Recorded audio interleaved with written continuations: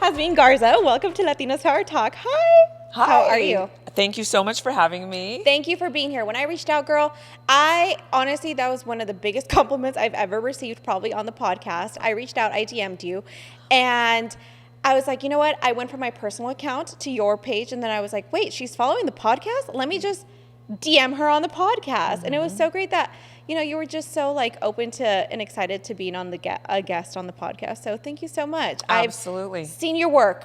I've done a little bit of stalking throughout the time that I've followed you. So I love everything that you're doing. I love how you're representing Latinas in the comedy scene. You're a stand-up comic. Yes. So I love that. I want to dive into everything, how you got started. Now you're caring for your mom with dementia. So I want to get into everything. So you ready, girl? Let's dive into it. First of all, I'm curious. How hard was it for people to pronounce your name? Because your name starts with an X. So I'm like, did you struggle with that in high school? Because my name, people always messed up the I with the Y. Oh, and I'm like, okay, yeah. Yes. Yeah, girl, if you think you had problems, I mean, come on. It starts with an X, Yes. you know? It's like... I love the uniqueness, though. Absolutely. Your mom was probably like, she's going to be different. Well, my mom always makes a point of letting people know that she didn't pick the name. My dad did. Really? You know? Yeah, Okay. my dad did. And my older sister's name is Xochitl, which also starts with an X. So is your dad's name with an X? No. Xavier? No, he's like, Javier, okay. No, he just had this thing with X's. And it's a very like Latinidad, like... you know, brown power type of thing to use the X. Yeah. And he was a migrant farm worker and he was an activist. And so he wanted to incorporate the X's in there and he did. And he made my life hell in the process. Yeah. It was, dude, it was like when I was little, I remember telling my parents, when I turn 18, I'm changing my name. Oh my gosh, yes. And it was to the point where I had it all picked out. I was like, my name's going to be Veronica, but everyone's going to call me Vicky, you know? Everyone's going to call you Vicky. Yeah. Is that even the nickname for Veronica? I don't even think it is. It's like Victoria, right? But that, yes. That was my, I had the whole plan, you know, but then the older I got, I remember the movie Aladdin came out. Okay, yes. And Princess Jasmine. And then people were like, wait, that sounds like your name. That's what my name means in English. Oh my God, it's even more cool. It's in Spanish. It sounds more beautiful. Spanish, and yes. it starts with an X, you know, and then I was like, oh, my name is dope. And so like, I started to embrace it and all that. But now what I'm dealing with is people, fans and audiences, they'll try and find me afterwards and they're looking for Xazmin. Comedian Xazmin, and they cannot find me. So You're right like, now. It's with an X, everyone. I know. It's with an X. I'm grappling right now with like, should I change my. Not my name. No, I would never Okay. change my name. Oh, hell no. My parents would kill me. And I would never even want to. Yeah. But just my social media handle, should I change it to like Funny Girl X or something like more something findable? Catchy. Yes, you know what I mean? No, girl, like my name, I was in the same boat as you growing up. I was like, oh, Dad, what? Because my dad named me too. And I'm like, Kenya's not a Mexican name. I've never met another Mexican with the name Kenya, like ever. And I remember growing up, you know, Michael's the little ornaments that like during Christmas time that would have Jessica or Connor or whatever. Yeah. There was never a Kenya one. And I'm like, I said the same thing. When I turn 18, I am changing my name because I want a stinking ornament with my name on it. Yeah. Now that I'm older, I'm like, you know what? My name's unique. Nobody else has my name. I'm not just like a Taylor or something, you know what I mean? Or a Jordan. Yeah. It's like I love that I can't go into a gas station and find my name, you know? Yes, I'm make it like, hard for those Starbucks people to write our names, Yeah. right? I take pictures every time, yeah. I know. Okay, let's start. I mean, the only right way to start this podcast is with the little game, girl. So you ready to play a little game? I'm ready. So this is like a rapid fire game, okay? So whatever comes to mind. We are filterless here, so unfiltered conversations today. So some are kind of like finish the phrase, some are just like questions, right? About your career and everything. So have you ever written a joke about someone you dated? Yes. Yes. And did they find out? Yeah, he was a comedian. And, oh, gosh. And we would like, he had a whole set about me, I had a whole set about him. It was, it was pretty good. I love that. Okay. The most unfiltered thing I've ever said on stage was? Shut the fuck up. To an audience when I was like pissed off. Oh, know? no way. Yeah. I got like, hey, shut the fuck up, like that. And then it was like, and they shut the fuck up so fast. To like a specific group of people in the audience? Oh, yeah, shit. They shut the fuck up so fast, but that was the problem. They were scared for the whole rest of the show. And so it was just quiet. They're like, I'm not going to make eye contact with her anymore. There were no laughs. And you never want to do that as a comedian. You never want to break like your character. Yeah. You never want to get angry. You know what I mean? You want to keep it fun, keep it cool. So what was happening that made you like? They were going at you? No. Just chatting, acting like there wasn't a show happening even. Just loudly talking. Just I was very like, disruptive. Hey, could you guys keep it down in the back? Could you guys, hey, let's just keep the chat to a minimum. Shut the fuck up. You know what I mean? And then I was just like, oh shit, it came out. That's going to make them listen, you know? Yeah. Thank you. Now I can start. Thank you very much. What's one topic you think more comedians should joke about? Wow, I know. It's tough because like, where do we start? it should joke about. I know more of like what I wish they would stop joking about. Okay, let's ask you know? that then. Okay, I used to hate when people would tell us all about their dating life. I went on this is the latest thing. I'm like, we don't care. We don't care about your dating life. And then like, during like very tense societal moments like George Floyd, I was like, I don't want to hear a white person's take on what's happening right now, So there are moments like that where I still have, as the audience member, I'm thinking, still, shut the fuck up, but in a completely different, I feel right now I live in a red state and I'm very liberal. And everything on the news pisses me off or makes me scared. So when I go and do comedy, I don't want to hear about that shit. I want it to be an escape. Yes. I don't want to hear you talking about that on stage when I'm trying to have a good time. Let's enjoy our time and forget about the problems. And there's a big group of people together and we don't know who voted for what. Yeah. Let's all laugh together, you know? So that is how I would finish that sentence. Please stop talking about that shit. I love that. Let's all laugh together and have a good time, right? Yeah. If your life right now was a Netflix special, what would the title be? Oh, man. Starts with an X. It starts with an X. I love that. Can you like trademark that or copyright it or whatever? Girl, I used to have a blog called Starts with an X. Yes. And then all my social media handles were Starts with an X, but I was too hard to find. Yeah. Because I would say my social media starts with an X. And they'd be like, yeah, I know, I have I'm ready I to have the write X. it. Yeah. I wrote down the X. And I'm like, What's no, next? it's STA. And then that took too long too, So, but yeah, I would go back to, huh? Yeah. Okay, what is your ick when dating? Oh, if you're a Trumper, I'm out. Out the door. Yeah.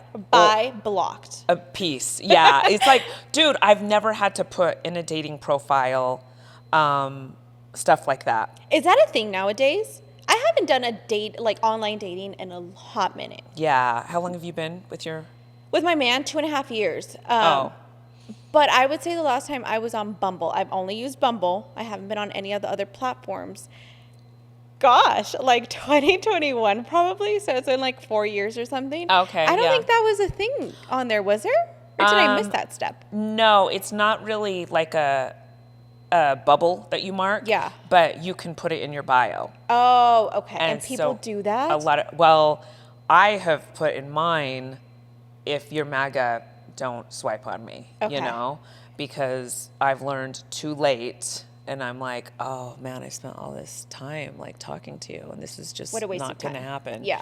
So, but there's that. But God, I could go long. I have such a list. Okay, it's like I'm serious. I don't like when people brag. I'm really into self-awareness.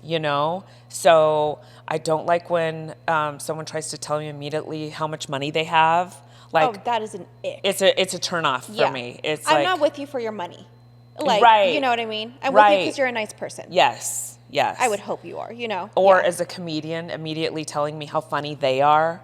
And, I always wanted to do it, and I should do it. And I'm just like, oh, no, Shouldn't that be the other person's judgment, though? Like, you shouldn't have to tell someone you're funny. It's Girl. like, that should be their reaction. That's how you know you're funny. If they ain't laughing, then you ain't funny.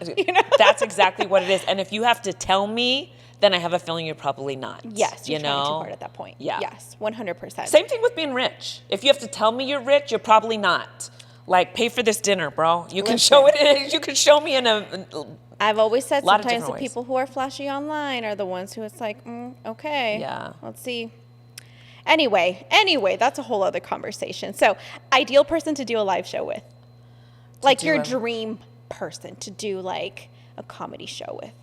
Oh, well, like my idol right now is Ali Wong. So Okay, yeah.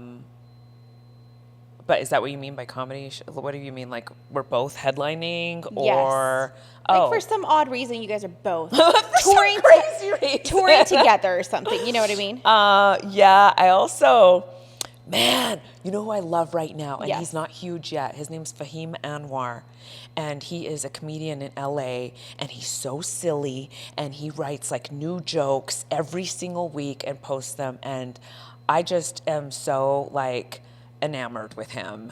So I'll say him, Okay. Fahim. Him. Yeah. Him. Okay. Last question. So you're Latina in comedy, obviously. What's one stereotype that you hate that they, talk about us all the time? Yeah. Like, what's one stereotype? One personally Yeah, is, yeah.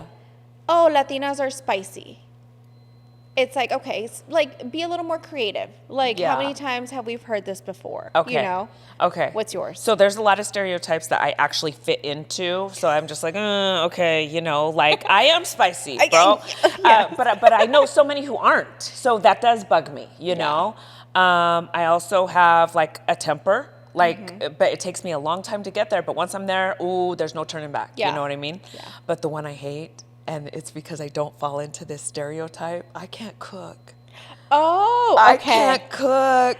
But because you don't like to, or you literally try and, like, it doesn't work out? I get so stressed out by it. You know, when I'm talking like I'm sweating and my heart's beating fast. Like you're in the chopped chicken. Yeah, in the chopped kitchen. yeah, right. Like there's a timer and there's judges and stuff. You know what Yeah. I mean?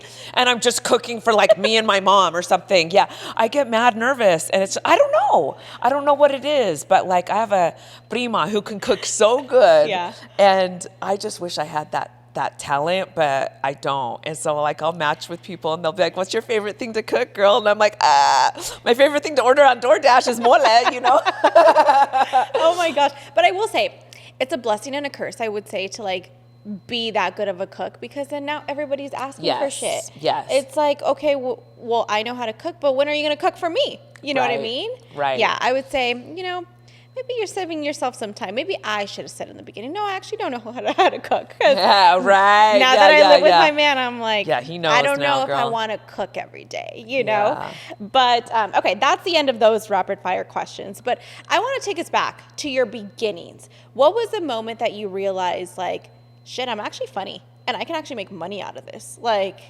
what was that moment that, like, kind of changed the game for you? Okay. Of you wanting to be like, you know what? I am going to do this as a living. Okay. Well, as far as like from a very, very young age, I loved jokes. You did.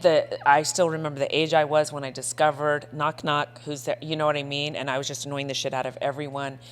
Just discovering that I could make a stranger have this emotional, involuntary reaction was the coolest thing, you know? And I remember when I was in second grade, there was a girl in my class who, they went around the room and said, what do you want to be? What do you want to be? And she said, I'm going to be a stand-up comedian. And in my head, I was like, I'm way funnier than that bitch. You know, I remember thinking in my head, and I was like, how dare she say she wants to be a stand-up comedian? Because that was too bold, you know? That was too bold for me to even dream that big. But then I used to be married, and I was on a flight, like international flight with my ex, and I saw a Comedy Central half-hour special with a female comic that I thought was so bad that I was like, that's when I was like, I could do this, you know? So it's like so many people are inspired by greatness. I would never watch Chris Rock and be like, yeah, I'm gonna do that, you know? But I saw mediocrity and I was like, if that's getting paid, then I'll definitely be able to get paid. Yeah, it's like people deserve better. Like, Yes. if that's on Comedy Central, Yes. oh, wait to see what I can do. Because Right. I'm going to have them, like, flying their socks off or whatever that saying is. You know what I mean? Whatever that phrase is. But, okay, So what was that like? So that came across your mind. That was a little bit of a like, whoop, like, okay, now tunnel vision on this idea that I just got that was planted in my mind. Like, let's be honest, it's a male-dominated industry, right? There's not a lot of people who look like us in those spaces, unfortunately. Like, I can really say on one hand, like, how many Latinas I know who are in comedy. You know what I mean? Yeah. What was that like? Because I'm pretty sure it was a tough process to really pave your way into the industry, especially with so many men and machismo probably in that industry too, of like men thinking that there's like superiority. My accent comes out sometimes, girl. Superiority, yes. okay. When I started thinking about doing it, I think that the turning point for me was when I started seeing more female comedians, right? So beforehand, I think that there were so many reasons why I never considered it. I was raised by, my dad is an immigrant and my mom was from South Texas. They don't say, yeah, go be in Hollywood. No. It was always education, career. That was pushed hard. Security. Yes. Like something that gives you money every single weekend. That this industry is very much like, I'll get a gig and then I can spend 3 months without something. And there's not that financial security that, like, as Latinos, I feel like we strive for so much, and our parents have always kind of instilled in us of like, get yourself educated so that you don't have to struggle how we did. Yes, exactly. Jobs. Yeah, exactly. So that was like a factor. Plus, there weren't a lot of female comedians when I was little. Like Eddie Murphy was amazing, and I remember like sneaking and watching his specials. But still, that's not someone that I would be like, well, if he can do it, then I can do it, right? So then the older I got, I started seeing these female comics, and I was like, maybe I could. So as far as the male dominating thing, when I started, I don't know, I didn't really think about it. I will say this, when I did my first open mic, I did very well. And I called my sister and told her I did really well. And we both had the exact same thinking. It was all dudes. And I said, I did really well, but I don't know if I actually am good at this because they might just want to fuck me. You know what I mean? They might just be laughing. Wanting something else from me. Laughing to like get cozy up with you. Yeah. And like that happens a lot. Seduce you a little bit. That happens a lot at open mics. The hot new girl will come. And when I say hot, like for a comedian, that's just like not trash, okay? Just like not ugly as hell. She'll come to the mic, she'll do comedy, and all the open micers will be like, ha ha ha, and it's not even funny. They just want to like get the attention from her. Yeah, they want to get close to her. They want to bang her, dude. And so my sister was like, okay, so how many dudes were there? And I was like, exactly. I don't know how well it went. I didn't even think about that, honestly. Like that, I don't know. I'm so like, why are men like this? Why are men like that? That's a whole other conversation. They never change, girl. They never change. Yeah. And in comedy, there's no HR.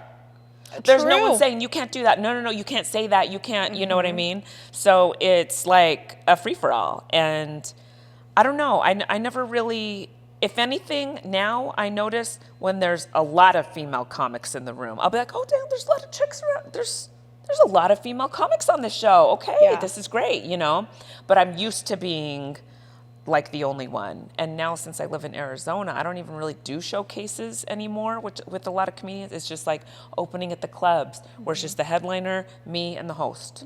Or, I'm hosting. Yeah. So do you remember your first show? Yeah, I do.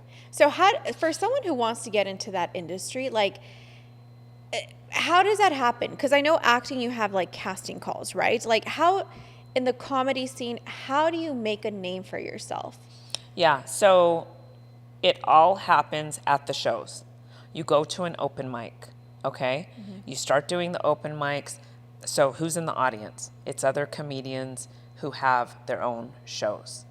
So the first thing that a lot of people will start doing once they start getting serious about comedy is starting their own show. Okay, so then now you officially have a booker in the audience. Okay. And then if they see you and they're like, oh damn, I like those jokes, she's getting good, So it's almost like a showcase. Like in acting, like we call it a showcase, where like agents and managers are like in the seats and you are performing and you're just hoping to get picked up. Yes. Yes. Yes. Okay. Yeah. So someone in the audience is going to have a show and they're going to ask you to be on their show. Then you're going to do a real show, right? Because at first you've just been doing the open mics. So you go to a real show and that booker's going to see you. And if you do well, they're going to be like, hey, can you come back? Okay. Can you do another one? And then you do that one. And then a bigger booker sees you and it just snowballs from there. Yeah. But it all happens at the shows, you know? So which one was your first one? My very first one was, it was trash, dude. It was in Cambridge, Massachusetts, because I started in Boston. Okay. And it was another open micer who was putting on the show. And it was a teeny tiny little space. And everyone was like crammed together. And, you know, my ex was in the audience watching me and filming me. And it was like around Halloween, so everyone was wearing costumes. And it was a very big deal to me, but it really was not a big deal at all. So it's almost your anniversary of your first show then, because we're in October right now, and you said it was like around Halloween time. Yeah. Yeah. So how many years ago was that? 11. Yeah, about 11 years ago. Wow. Yeah. Congrats, girl. Like, Thank you. I feel like it's a very tough industry that, you know, sometimes people just get burnt out sometimes, but to have 11 years in this industry, like you're doing amazing things. Thank you. You know? Thank you. Because I know from like being in the acting scene how many people like start so like passionate about it, right? And they're so excited. Yeah, it fizzles. And then it fizzles, or you get burnt out because you just hear no after no after no.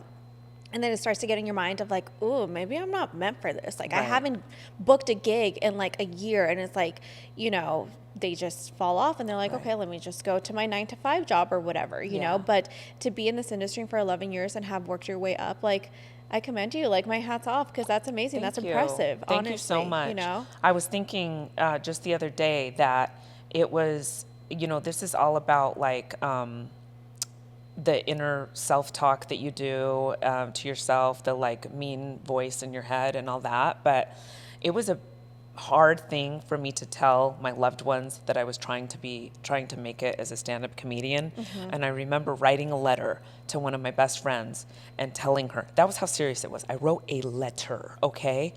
Put it in the mail to tell her, I'm gonna try and be a stand-up comedian, and I know what you're thinking, you know? And that was all my shit that I was saying to your friend. It was me trying to accept that, you're going for this, you know what I mean?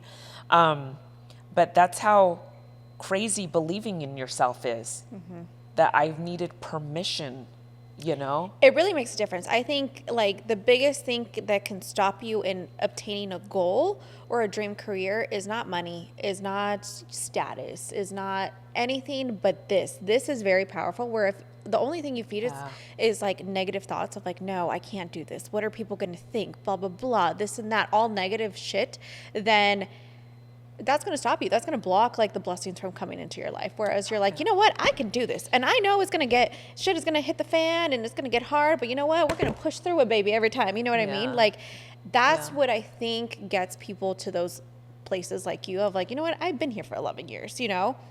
Hasn't been easy, but I'm going to keep going because I love this, you know? Yeah. How do you deal with, I guess, imposter syndrome, if you've ever dealt with it? I'm at a point where like I have reverse imposter syndrome where I'm like, I know I deserve to be here, but I don't know if they do. You know what I mean? Because I'm a lot older than the people who are I started later in life. I was 37 years old, you know? And so when I'm like in the same room with a 22-year-old who just had a TikTok go viral and that's why they're headlining, I'm like, I know I'm supposed to be here. I hope you have imposter syndrome, because you should. You know what I mean? Like that's my association with imposter syndrome at this point in my career. But did I have it at certain points? Absolutely. But honestly, it was more when I was like doing a whole different career in my 20s. You know? Oh, you had it more then than you did when you started comedy then? Oh yeah, because by the time I started comedy, yes, I struggled with giving myself permission to admit that I really wanted to pursue this, but I already had been successful in a whole nother career. I was a newspaper writer. I was very good. I won a lot of awards, and that really built my confidence, Okay. as a woman, not just as a writer, but as Right. a human in this world, Yeah. And so after you experience something like that and you've already established success, it makes you kind of more certain that it's going to happen again. A lot of comedians who I talk to, they're like, this is the only thing I can do. This is the only thing I'm good at. If I don't make it with this, I don't know what's going to happen to my life. I've already had a field where I felt really accomplished and great. And I'm going to do that again with this one. Yes. I love that. I love what you just said. I feel like, I don't know, I've heard this. I'm 28. I've heard that the older that we get, the less shits we give. Yeah. So do you think maybe it's that when you were starting in your newspaper career, you were in your 20s, where we're still trying to figure ourselves out of who are we, and judgment from people, that's still really present in our lives, whereas maybe I've heard, and I can't wait for my 30s, because everyone says you just give less shits about people's opinions. Maybe that helped you of being you know what, fuck off. If you don't believe in me, then I don't care. You know what I mean? I don't need you. Yes. That's why I feel like starting later gave me a leg up in certain ways. Yeah. Because not only did I have life experience, not only had I knew who I was, so I found my voice much faster, but that confidence and that self-esteem thing was I'm not going to get confidence from these 22-year-old boys. You know what I mean? I already have it. I don't need you to make me feel confident. No. No, at all. You made up a good point right now of someone posts a TikTok and it goes viral. I think we got to talk about social media for a minute, because if we talk about how any industry, honestly, if we talk about different types of industries that people go into, sometimes people just post something on social media and it goes viral, and then boom. Yeah. They have the status that sometimes people have worked so hard, years grinding, hustling. Yes. Girl. And how has social media impacted the comedy scene? Because I think nowadays people can just post anything, which, yes, could be a tool for people who probably can't travel to LA or New York or anyone, and they're in the middle of nowhere, right, to get a name for themselves. But how do you feel about those situations where sometimes they just go viral and it just changes their life forever? Yeah, it's a double-edged sword. Yeah. Because when I first started comedy, there was a path. There was one path to make it. You, did a Comedy Central 30-minute thing. You did festivals before that, and there were certain levels to the festivals. You got invited to JFL. You got your own special. There was a path, okay, a very distinct, clear path. And there were gatekeepers, the industry, who would pick and choose. We want you. This is the way the industry's going, And then all of a sudden during COVID, yes, shit pivoted. It okay? did. And people are doing this with their cameras, and because they can't, go to shows or do anything. So people are doing comedy on their phones. And all of a sudden, what changed was the gatekeepers kind of started to fade off. And our careers started to become our own, in our hands. We decide what happens on our social media, and we decide how often we're going to post and what kind of content we're going to do. So our phones and our channels are our personal channel, Yes. You turn on the TV, hi, it's Xazmin TV or whatever, right? So that's good, but at the same time, you get a lot of people who aren't the tier of talent has really diminished. I was so gonna say, at the people shows, don't compare as much as they used to. Well, yeah, and they're just not getting the experience that the tried and true older comedians had to have. We had to go to the open mics. We had to grind it out. We had to lose our social lives for 3 years to get good, because you were doing this every single night, 3 times a night in some cases, They don't have to do that anymore. And so they're still selling out, because they have this fame and the people just want to see them. They don't really care about the comedy necessarily, They just care about this famous celebrity in front of them. So it's like, it's tough because you're also dealing with, instead of the gatekeepers, you're dealing with the algorithm, and that's even pickier and even harder, you know? This whole time during my entire comedy career, I have had a day job. I went from working in journalism I switched to advertising. I wanted to have a job that I could, like, it wouldn't come home with me, right? I would just, at 5 o'clock, peace out, and I could go do comedy. And it paid me way better. And I got laid off a week ago today from that job. I had it for 12 years. I made 6 figures. I had unlimited PTO, amazing benefits, you name it. It was a job that I kept thinking, man, if I didn't have this job, I could go full force with comedy. I could post content, I could tour, I could do this and that. But that's not a job you walk away from, especially not how I was raised with what we just talked about, right? So I keep telling people, hey, I got laid off. They're like, oh my God, I'm so sorry. I'm like, dude, I told a guy in the local comedy scene this today. I said, I got laid off from my job. I said, but I'm going to go all in with comedy. And he goes, girl, you didn't get laid off. You got promoted to your dream. And I was like, amen. That's exactly how I'm looking at it. And that's exactly how I feel. It's almost like a door is opening. And I feel like sometimes in those moments, like, because of the way that we were raised of like, no, hold on to this because this is giving you like money and like benefits and your 401k and retirement and all this stuff, right? That, again, are instilled in us. Sometimes we are not going to make the decision on our own to let it go. That it needs to be coming from like a higher power, whatever you believe in, to like be like, no, that door is closing because I need you to go full force on this or else you never will. You know, do you think that's kind of where your life is taking direction now? Yeah. 100% believe that. Absolutely. I know that that's what happened. So how does it make you feel? Because I feel like with the way that we were raised, like there's like, ooh, like, is there like any thought process when that came across your mind of like, let me look for something else, or where you're like, no, this is the sign I was looking for? So you mentioned like a higher power and all that, and I fully believe in that kind of thing. When I found out I had to abruptly move to Arizona, I thought my comedy career was over. I thought it was done.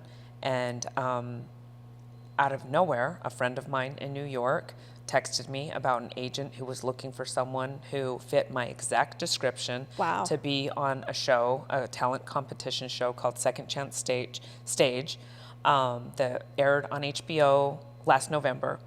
And I had to go through a long audition process and speak to so many people. And I qualified, and I was on the show, and it was awesome. And I'm like, if I wasn't here, I would have never had the opportunity to be on that show. That's when things started to register, like, I'm exactly where I'm supposed to be. And I was never going to quit that job. I was never going to do it. And right now is the perfect time for that to happen because I take care of and live with my mom. I don't have to worry about, I got to make the rent. I got to do this. And you know what I mean? That kind of pressure isn't on me right now. So everything, it was kind of a perfect storm that everything came together, and this happened at this time. And listen, it's not lost on me that a lot of my peers who I started comedy with and who were in the New York comedy scene with me have skyrocketed past me. They didn't have a cushy corporate job. They were working as dog walkers. Picking up dog shit in the freezing ass cold in New York is going to motivate you to work way harder than what my job was motivating me to work for, you know? You do make up a good point because those people want to get out of there desperately. Whereas like a corporate job is very luxurious, you know, as opposed to like bussing tables and picking up dog shit and everything. So what's your mindset now? Like, what are you working on now? Like, what has this like change in your life this season kind of brought new opportunities? Tell us a little bit about that. Yeah, thank you for asking. My whole goal is to build my social media now. Because that's how they book shows now. That's how they book clubs. Not based on who has the credits, who's the funniest, but who has the most followers.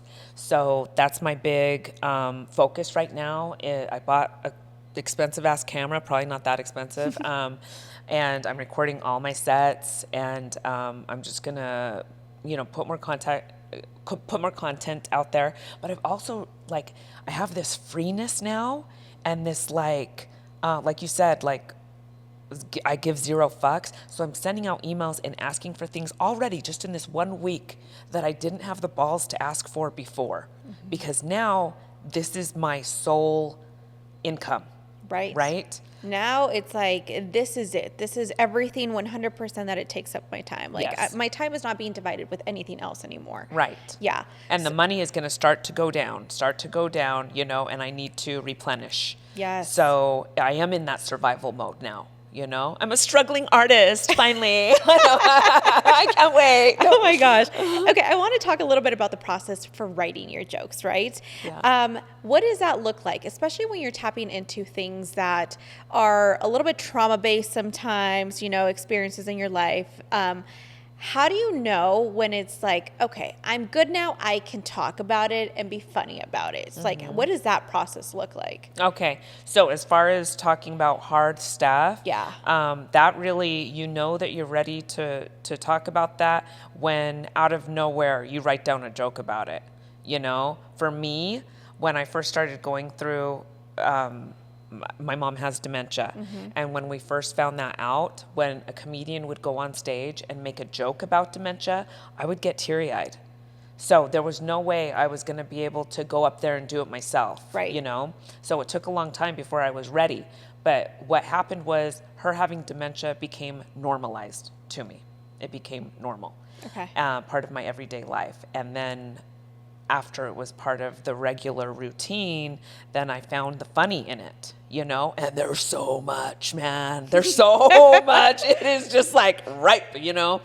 But other stuff, like prior to this, the like deepest thing or the most vulnerable I would get really on stage was just talking about controversial subjects and saying my opinion on them. Okay. And I was like, oh, great. And the reason that I was me being vulnerable was because I didn't know if the audience was on the same side, right? So this was the most vulnerable I've been and the most like come into my world and see what I'm dealing with that I've ever been with my comedy. And I think it made it like way better. I feel like now society is very much torn. You're on one side or the other side, Yeah. right? With the whole political Yeah. shit going on, right?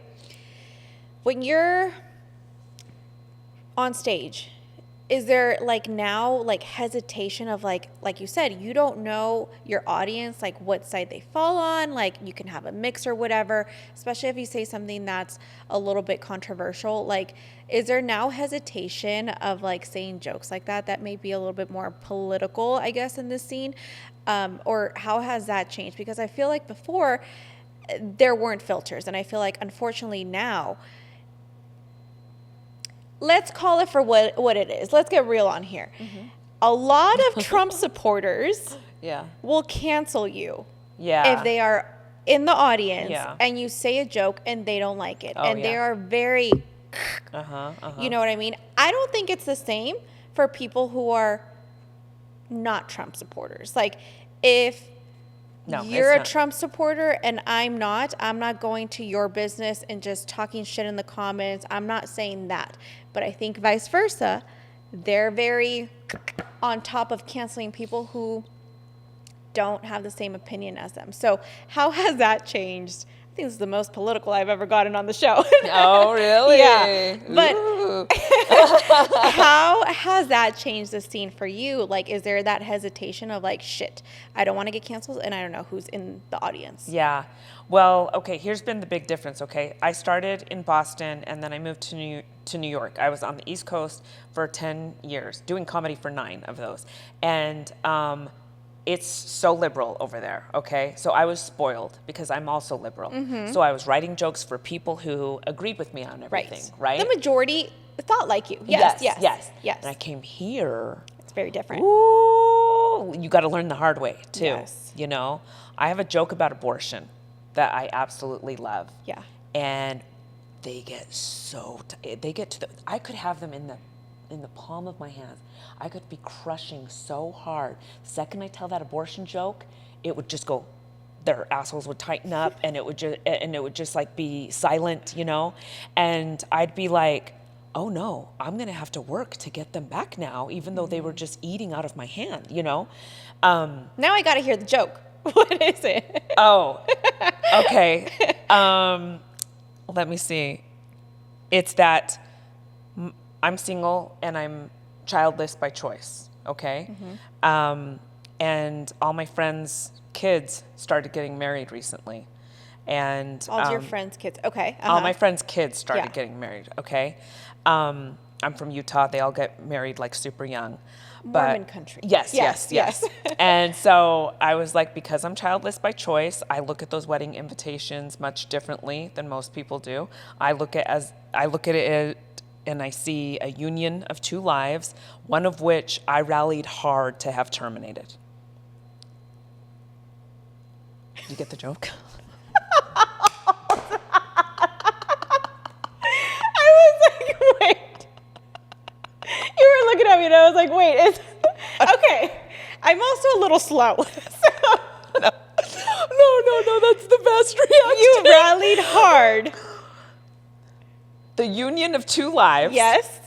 Because it's marriage, right? Okay, one of those lives is my friend's kid. Right. And one of those lives I rallied hard to have terminated, which means I tried to talk all my friends into getting abortions. Oh. Okay? I tried every single time they got pregnant. I was like, nah, girl, you don't want to do this. You know, think about your dreams. You know what I mean? For every single first pregnancy, I was trying to get her to terminate that pregnancy, okay? So that's the joke. In New York, crushes. Here, they're pissed, dude. They're fucking pissed. A lot of times the dudes will be like, ha! And then the girlfriend is like, what the, you know, it's just, but that's why I love, you were talking about the different sides and stuff. So I will open for headliners who are sometimes, very rarely, but this weekend is going to be one of them. I'm opening for a drag queen on RuPaul's. I've always wanted to go to a drag queen show. Girl, come! Oh my gosh, I should. Come, I'll hook you up. Oh my gosh. Yeah, oh my yeah. gosh. Those, I've seen them on TV. And my cousin loves going to them over there in Ontario. Have you heard of Hamburger Mary's in Ontario, California? No, I don't know anything about drag queens. I think you would love Hamburger Mary's. I've never been, but again, my cousin shows me videos and everything, and she loves a good drag show, and it's like it's a vibe. It's like I need to go there, you know. Yeah. So, oh my gosh, I'm so excited for you. Like, this is amazing. I've always wanted to go to a drag I'm still show. thinking about how my joke bombed with you. No. I couldn't even move on to the drag queen in the back of my head. It was like, girl, you bombed. No, okay. So I'm pretty sure that I have to do my research, but I'm pretty sure she's probably going to have some more liberal material. Yeah. And I cannot wait to do my abortion joke there. I love that. 'Cause Okay. they're going to be down, right? Yes. So, anyways, when I came here, it was also like the audiences weren't as smart as on the East Coast. On the East Coast, that's where all the colleges are. You know, people are more well-read over there.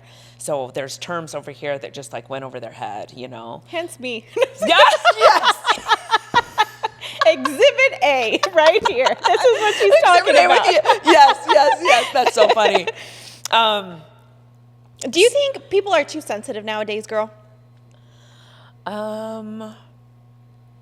If you would have asked me this 8 years ago, I would have been like, absolutely, yeah. I mean, just let people tell their jokes, just, you know. But I feel like that's a hard question because I feel like the audience determines. Like, you can say whatever you want. Everyone's like, you can't say this anymore. You can't say this word. Yes, you can. The audience will tell you whether or not they liked it.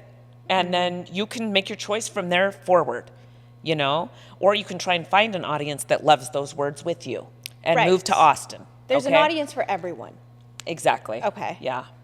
And that's another benefit of social media is you can find your audience. Right. Right? You can find your people on there. And honestly, I love TikTok because I feel like you have supporters on there. You've never met them. You probably will never see them in your life because they're in different areas all over the world. But they're like fighting for you. Like they're in the comments, like, and sometimes it'd be those strangers that are blowing up your comments more positively than people you know, than your neighbor. You know what I mean? Yeah. You know, who will hype you up, who would repost, who would do all this stuff, who are fans, I guess, you know? So, I was gonna ask something. Gosh, now the whole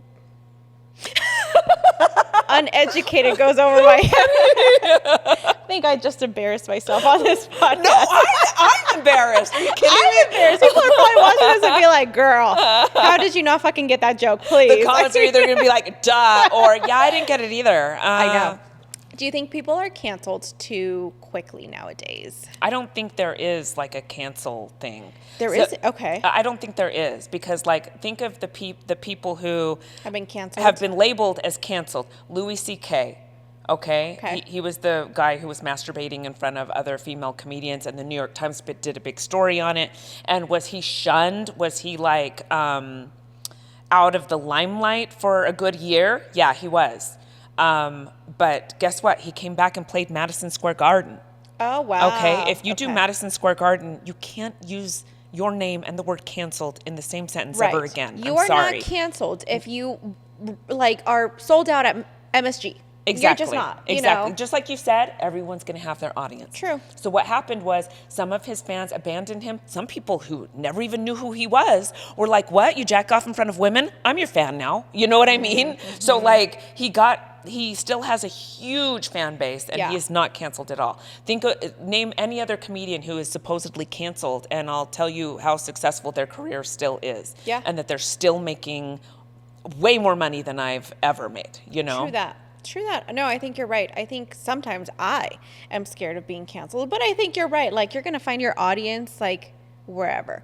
Was I a little hesitant right now when I got political? Yes, because I feel like now we're, like, in that scene of, like, we got to be careful. And, like, but fuck it. If you like me, you like me. And if you don't, you don't. You know what I mean? Exactly. And it goes back to, you're going to feel so good about yourself when you're authentic and you find the people who love you for you. You know what? So you come from a journalism background, right? So did I. I went to school at Cronkite. And I think that's what gets in my head of like, I think in the real world with my friends, Manny knows this, I'm very vocal about, you know, who I voted for and everything. When I was approached this last campaign season of like, hey, we want you to be an influencer for Harris's campaign here. I was like, wow, this is amazing. You know what I mean? But then what they tell you in J school of like, now you have to be unbiased and you can't like put yourself out there and you don't have to have an opinion or whatever. I ran it by my cousin who loves going to Hamburger Mary's, and she goes, at some point you're going to have an opinion on whatever. And even though maybe you may not be political or you may not be publishing it, you're voting for someone. So you're already having your mind kind of like one way or the other. And I was like, you're right. So, but I know so many of my friends who are like influencers who were like also approached and they were like, should I do this? Should I not? Because what if I lose clients? What if like I lose followers? What if blah, blah, blah? And I'm like, okay, I think for that decision for me, it got to the point where I know that this is not a bad decision of voting for Harris because she stands for women's rights, she stands for immigration rights, she stands for this. Before COVID, I think we were in an era of like keeping things to yourself and like not being as vocal about things.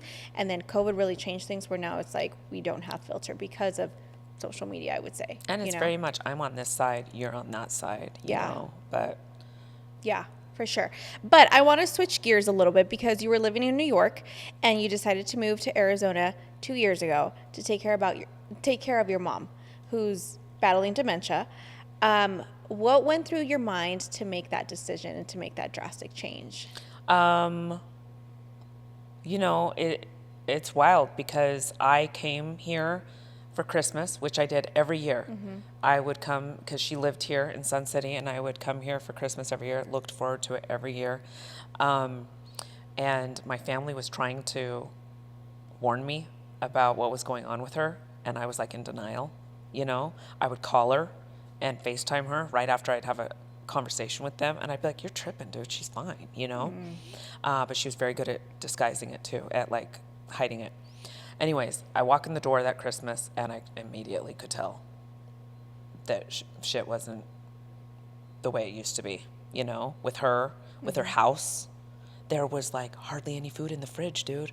I have a Mexican mom. Like, it's Christmas. You know what I mean? Yeah. There's usually, like... Yeah, food for 20 people. Like, right. There's frijoles on the stove when I walk in the door. Always. Yes. You open the fridge, and it's like, where am I going to put something? There's no room, you know? My presents didn't make any sense. you know? Oh, wow. It was like, So had she already been diagnosed then? no, she had been trying to get diagnosed. She knew something was wrong, you know? Okay.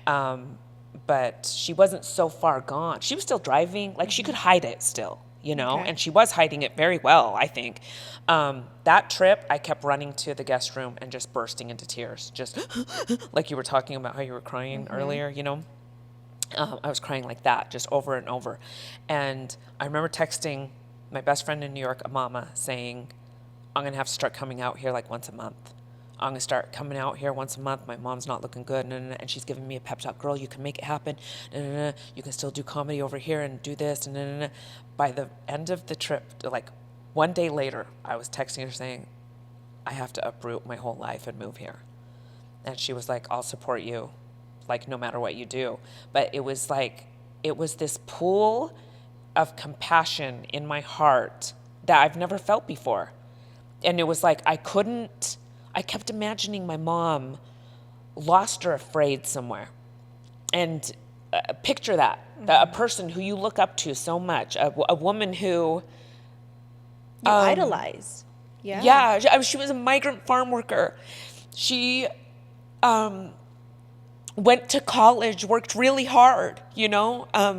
She got married to my dad, and my dad, I'm just going to say it, was a philanderer, you know. He would cheat on her, and my mom was like, I want to leave this man. And my grandma was like, how are you going to pay for yourself and your 2 kids, my 2 older siblings?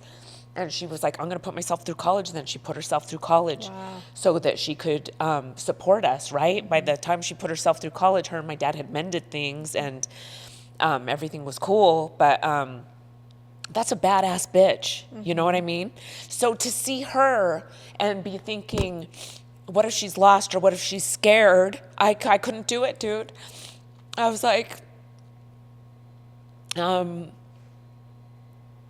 have to change my life. And it was so weird because my mom and my little sister love Hallmark movies, and I give them so much shit. I'm like, this shit's so cheesy. What are you doing? Why are you watching this? This is so dumb. I'll tell you what's going to happen. Oh, she's from the big city. Her heart's going to be touched, and she's going to want to move back home. So during that trip, my little sister looked at me. She goes, dude, you're a Hallmark movie. I was like, oh my God. That's you. Yeah. I was like, I am. I came from the big city, and my heart was touched, and I couldn't go back. I had to move there. But like I said, you're where you're supposed to be, and that was a childhood dream of mine, and I did it for 5 years. And as my sister loves to remind me, you proved that you can make it there, and you know the saying, if you can make it there, you can make it anywhere. So I did that, and now it's time to be here. And now I am learning to love Arizona. We're about to embark on the dopest 4 months of the year here. So Yes. I am so happy. And my relationship with my mom is so beautiful. I'm closer to her than I ever imagined I would be. And we have a bond that I truly consider the greatest gift of my life thus far, you know? Yeah. So no regrets, but that's how it happened. You are very vocal on your social media, which I love, talking about dementia and how it's like being a caregiver. What has been one of the biggest things you've had to learn about taking care of someone with dementia? Patience, man. Patience, yeah. Ooh, like, she's at a stage right now where she asks me the same question over and over and over, you know? And it's like,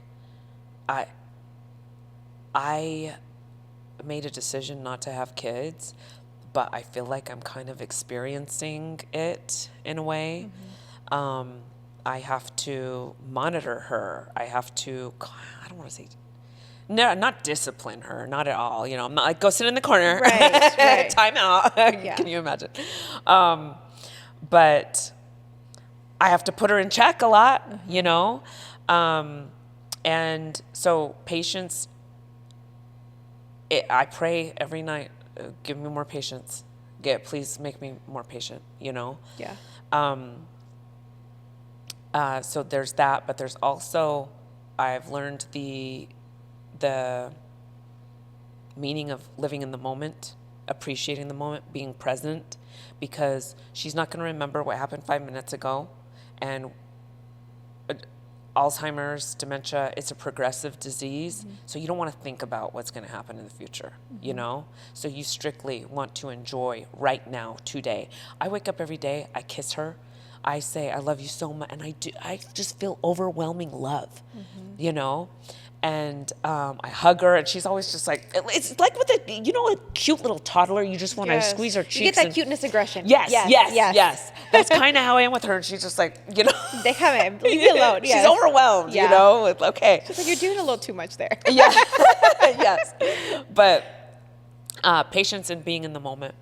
For someone who's like tuning in and also dealing with taking care of someone, it doesn't have to be specifically dementia, but they're navigating through those hard moments, because I can only assume it does get hard. Like you do have your hard days, right? You're taking care of someone, but how do you take care of yourself when you're doing that? It took me a while too, because that's the number one thing that they tell caregivers: take care of yourself, remember self-care. And I'd be like, yeah. That first year was tough, man. I was really depressed. So I would say, find what helps you when you are like going to that dark place. For me, it's socializing. I have to be around my friends, and I have to be talking to them and laughing and joking. And so if I had that once a week, I was able to deal with the other stuff, you know? But I would say just find the thing. It might be nature, it might be reading, but accept help too. So many people have been like, hey, if there's anything I can do, if you ever need me to watch your mom, I'll come over, I'll do it, you know? And you feel, well, I'm always like, I don't want you to help me. I don't want you to do that. Like, it was hard for me to accept that. Help. And now I'm just like, I hired an agency that helps me with caregiving, you know, and so that I can do things on my own. But if people aren't offering, make a list of things that you need help with that other people could help you with, and send that list to your people and let them step up. They will, you know? Yeah. And if they don't, peace out, you know? Like, those are the people who are going to fall off the friend list. Yes. In those moments are when you really know who's like your true circle and who backs you up and who's there supporting you 100%. I recently saw a quote that sometimes we say, like, the people who you can rely on are the ones who are there through the not so good moments. Yeah. But then I saw the other day a quote that said, the people who truly are rooting for you are the ones that are also there during the good moments as well. Because some people don't want to see you win. Oh, I know. And I'm like, that is so true. Yeah. Like, that really, like, okay, whoever falls off was just trying to get something or whatever, you know? And like, in those moments, I really do think, like, you find the people who are truly, authentically, like, there for you, you know? Yeah. But what is, like, a misconception about dementia? I want to bring a little bit of awareness, you know, to this topic. Okay. What is something about dementia that you think is a misconception? Here's a big one. Okay. People find out my mom has dementia, and they think when they meet her, she's going to be like in a vegetative state. Okay. You know, like, me and my mom still joke around. My mom still showers herself, dresses herself. Like, she'll have a conversation with you if you meet her, you know?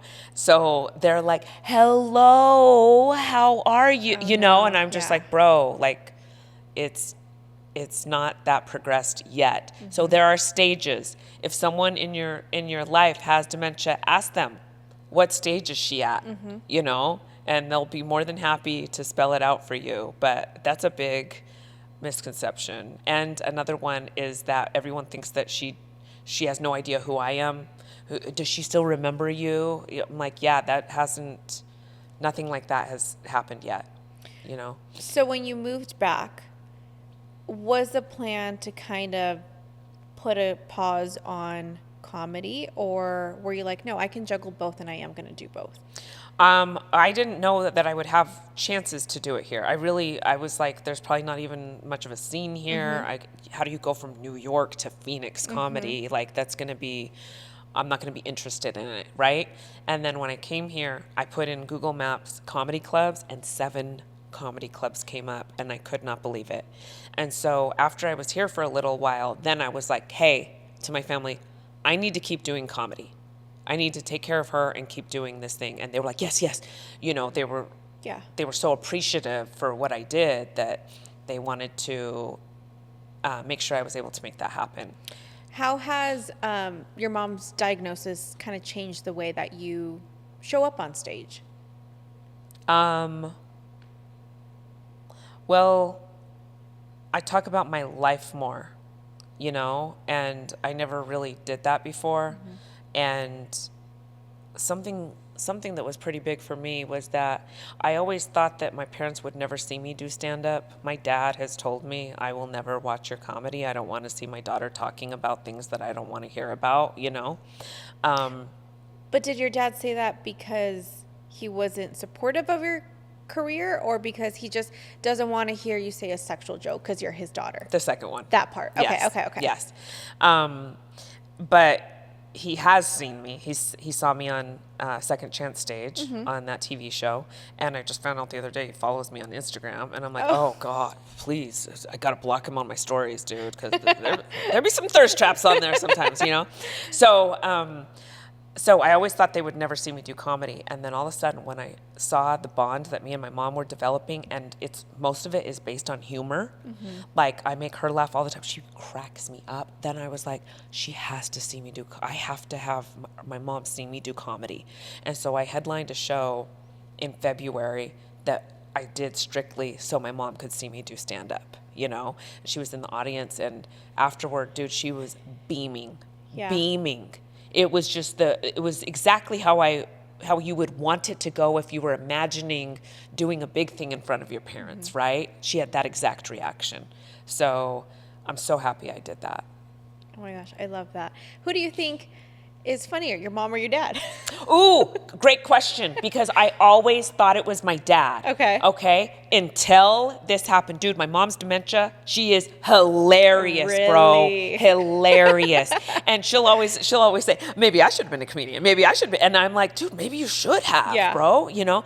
But here's something about dementia is it will release your inhibitions. Okay? My mom was, you know, a prim and proper. She was a virgin until she met my dad, with one man only, like would never cuss or anything. And so she behaved a certain way. And she always told us that she wanted to raise her daughters not to be like that. Okay. Yeah, she wanted her daughters to be sexually free. Expressive. Loud, take up all the space, you know? And that's who my mom is becoming. I love with the dementia. She laughs so loud. She never used to like let herself be that free, you know? Yes. And so she's Carefree. saying things. Yes. She's saying things she would have never said. And so it used to be my dad. It's my mom, hands down, bro. Wow. For sure. Mom. Probably got it from your mama. She was just holding it back all these years, you know? Yes. What's next in store for you, girl? What you have going on next? Well, I'm going to be posting more content on my social media. I'm headlining Mic Drop Comedy Club in Chandler the day after Thanksgiving. Okay. I'm really Black excited Friday. about that. Mark your calendars. Black Friday. It's actually a big comedy day because everyone has their family in town. Yes. You already spent the whole day inside the day before. You're looking for something to do. So burn off those calories laughing. With laughter. Yes. Exactly. Yes. So I'm really excited about that. I'm doing a New England comedy run in mid-November, and then I'm headlining the other Mic Drop in San Diego in January. So those are just a few of the things that I have coming up that I'm really excited about. I love that. We love manifesting on the podcast. So let's manifest. What do you want to see in the next 5 years? Ooh, 5 years. Yes. Do you want to do 5 or 1 year? Can we do 1? Let's do 1. Okay. Okay. 1 year. I want enough followers to sell out comedy clubs nationally. Love that. Yeah. Yes. Yeah, that's what I want. Yes, that is going to happen. Thank you so much for being on the podcast. Thank you. I love your interview style. Thank you. I love the questions. It was great. Thank you. Thank you for supporting the podcast. Where can people find you? Please follow me on Instagram. My handle is Xazmini, Xazminnie. And then, do you have TikTok? I have TikTok. It's, God, every one of them's different. Promote I'm so all sorry. your socials. All of them are different. I just talked to a branding guy today. Okay. And he was like, they need to be the same I all agree. around. And I told you I might change it to Funny Yes. Girl. But by the time this comes out, it'll still be, let's see, on TikTok, it's Xazmin Garza. On YouTube, it's just Xazmin. On Facebook, it's just Xazmin. You know where to find her. Thank you so much for being on the podcast Thank you. again. Oh my gosh, I love this. Thank you so much, guys, for tuning in. I will see you back next week on Wednesday. Bye.